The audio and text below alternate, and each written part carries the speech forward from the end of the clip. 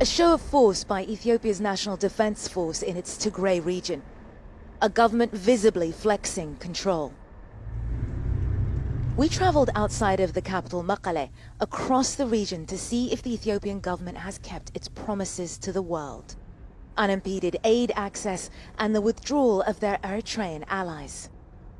The conflict for control of Tigray blazes on. Days earlier, these Tigrayan forces fighting for regional autonomy pushed out Eritrean troops from this town. As we arrive, one young man, Kassa, wants to show us where his father, brother and cousin were taken and executed just days ago. The blood is still visible. It stains the ground. They didn't want to wash away his blood, he says. They wanted to leave it there. The body they took to the graveyard, but the blood, the place where his father was executed, the family still wants that place marked. Just a few meters from where Kassa's father died, his brother and cousin were executed.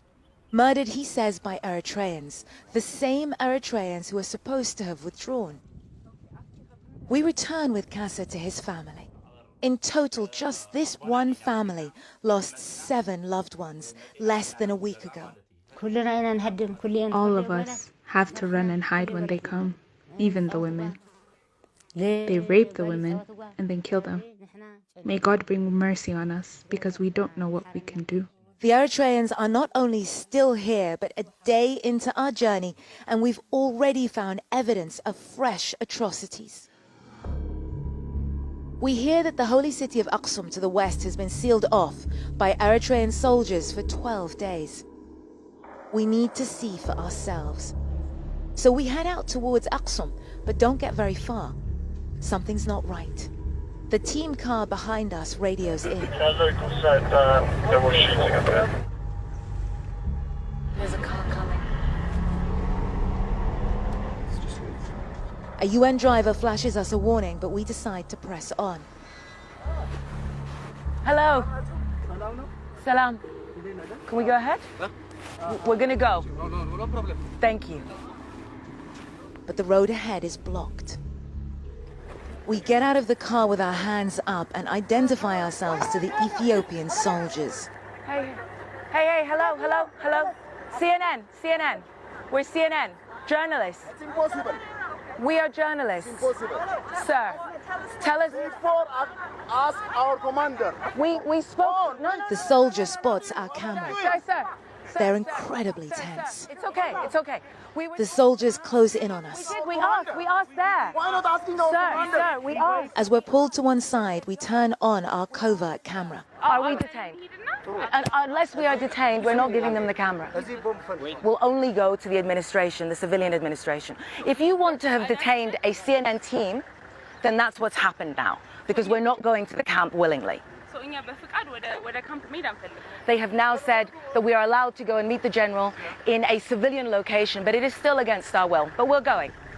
On our way to the headquarters, we're able to hide our footage, and we are later released. At the local hospital, we find out why the soldiers didn't want us to film. What happened? Yeah, it's okay. You're clearly in shock. Just take a moment to breathe and then tell us what happened. We were in the bus station when the shooting started. We were running, trying to get away, and that's when it happened. This girl is so scared. She's covering her face, but she wants to tell us what happened, which is that a grenade detonated in front of a group of soldiers, and she says they started randomly opening fire on civilians. She is clearly not a soldier. She's a teenage girl, and she says that she was shot through the leg. This is the main route to Aksum. It's a vital supply artery, but for 12 days now, nothing has been able to pass. First checkpoint, Ethiopian soldiers let us through. Ahead, we've been warned by senior Ethiopian military sources we'll find Eritrean soldiers. As we crest the hill, before we reach the second checkpoint, we turn on our covert cameras. Hello, sir. Can I show you our papers? We're CNN. Journalists? We have permission to travel. These are Eritrean troops. captured here for the first time on camera. A ragtag army in their distinctive light-colored fatigues. Some are also wearing a previously retired Ethiopian army uniform, a clear bid to sow confusion as to whether they're Ethiopian or Eritrean. The Eritrean soldiers are telling us that we don't have permission to travel, even though the Ethiopian soldiers waved us through. The other thing is, Eritrean soldiers are supposed to have begun withdrawing, but here they are, manning a checkpoint and blocking us from going forward. Hello, sir. Salamat. How are you? Journalists? We have permission.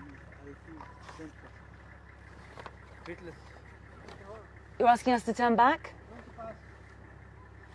Okay, we've been sent back.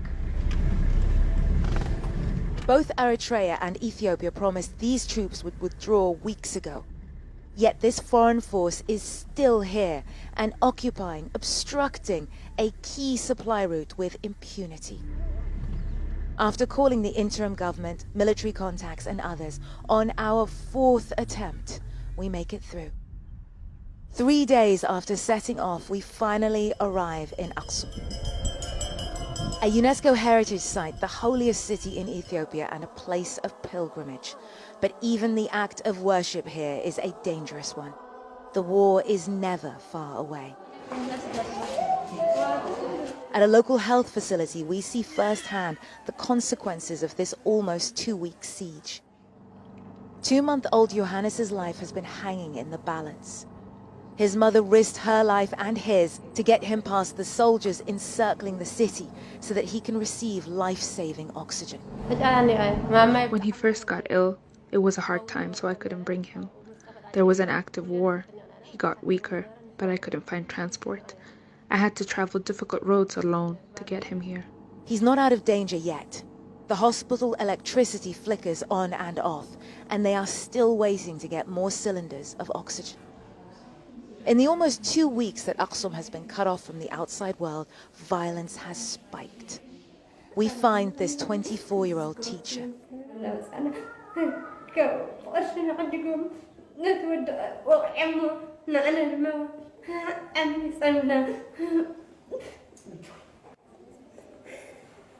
Do you know who did this to you? Eritrean soldiers did this. I'm so sorry. This is just one case that we are able to capture because we're here, but it's impossible to know how many more women this was done to while this city was closed off from the outside world. Another health facility, Aksum Referral Hospital. Soldiers walk in and out of the hospital with impunity. One spots the camera and runs off. They've run out of blood here. Doctors and medical students are donating their own, but it's still not enough. People who could have been saved are dying. Every patient you see here, the old, the young, the helpless, all injured in this conflict. Our journey here has brought into focus the hollowness of Ethiopia's promises. As we leave Aksum, a line of soldiers encircles the hospital. There is no respite. Ni'mal Bagir, CNN, Aksum, Ethiopia.